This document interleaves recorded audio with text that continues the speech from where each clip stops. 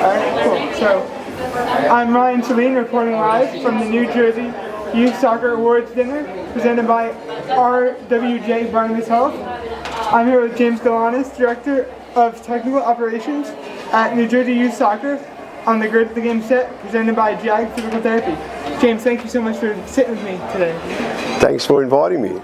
So, what inspired you to invest your time both in technical operations and youth soccer, and how have you seen that impact beyond the sport? Yeah, I was a coach, like all the rest of the coaches, just a youth coach over the years. As I got more experience, I think the game and how to coach it made more and more sense to me.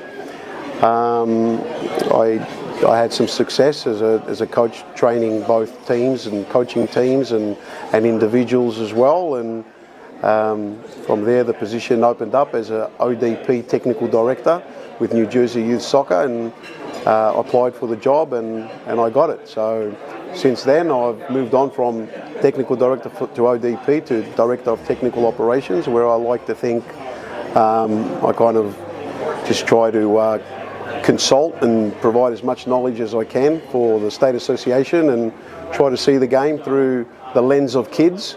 That's the main thing, that I always try to see whatever changes we're making, how is this good for the kids, and that's what I've been doing for the last 7 years now. That's amazing. What does it mean to you to get this recognition for your job and for your career? Yeah, it's great to be recognised, but at the end of the day, I have great people around me. There's so many good people in New Jersey Youth Soccer. I mean, the passion, that's the first thing. Everybody that works at the state office loves the game, they love their job, and we all care about the players and the kids and the environment that we're providing to the players of New Jersey. So, when you have such passionate people around you, it's kind of easy to come together and make positive change, and that's what we've done. If someone's listening to this and they're looking for that space where they can feel like they're part of something, like that they're moving forward, and they're just looking for that job or that career, what advice would you give them? As a coach? Yeah, so as a coach, I think the main thing is you got to think like a creator. A lot of people become coaches and they're looking for material that they can plug in with their teams or the people that they're working with. So they're looking for external things, external activities that they can put their kids through or their players through.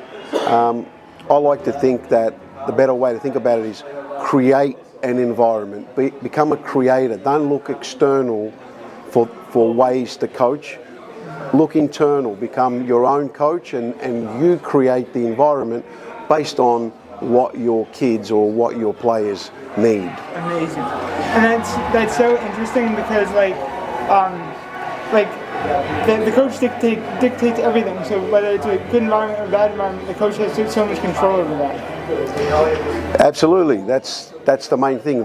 You said a key word there, environment, right? So as soon as the player walks to the field, there should be some type of environment that exists. They should feel happy that they're there. They should walk on the field and they feel that there's care there from their coaches. They look out on the field and everything's set up, so they see that the coach has taken time to organise and plan the session. They meet a coach that's happy and greets them with a little fist pump, and a coach that's projecting a enthusiastic environment while the training's going on.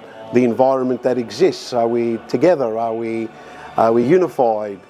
Is it a learning environment? Is it a safe environment? Is it an environment that we can achieve something at the end of the day? So the word environment is massive, and I think that's what we do as coaches. We actually create environments. So we're not really just coaches or that are just sitting out there and coaching a team to win. We're creating an environment where our players get to grow on the field as a team and as individuals, but also giving them some tools that they can use for life. Outside of the environment, are there any commonalities you've seen between very successful teams and organizations? Yeah, so I think the main thing is your willingness, believe it or not, to lose at the young ages. That's the separating thing. You can't develop exceptional soccer players if all you're thinking about is winning. You've got to be willing to lose. You've got to be willing to make the players play the game on how it's played at the highest level, which is today it's a sophisticated game. There's a lot of speed of thought sort of things that happen without the ball. Speed of thought when you do have the ball, so all your decisions are important. So giving them the tools that really is needed at the highest level from the youngest ages, I think that's important. And also when you take away the winning at the lower level, I think you've got more of a chance of developing love in the kids, which fuels them going home and practicing, so other things spiral after that. So, you know, the top teams, I would say, or top clubs, they put winning secondary at the younger ages. It's so funny. I always hated hearing this growing up, but I hate when people used to say you learn more from losing than you do winning. But it's totally true. If you're not losing, you're not able to grow from that. Absolutely. It's you know, it's adversity, right? You get knocked over, you lose. There's a great opportunity to reflect on why, extract things that are going to avoid the loss in the future.